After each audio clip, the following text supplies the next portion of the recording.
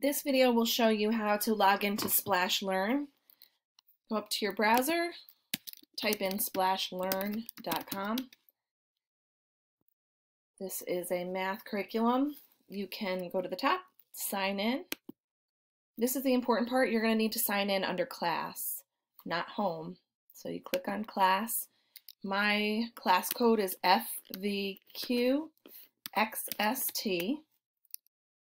You'll see our class pop up, and you're going to choose your student, and there's a password that I've emailed to, but I can email it again.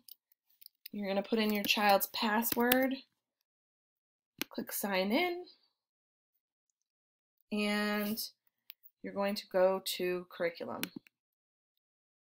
So there's all of these concepts. You just start at the top, move your way down. And they'll get practice by answering questions, and they'll earn coins. The coins can unlock. Convert to standard form. The coins can unlock other worlds, and I'll show you that in a second. You rock! So, Which number is shown by the base 10 blocks? Good going!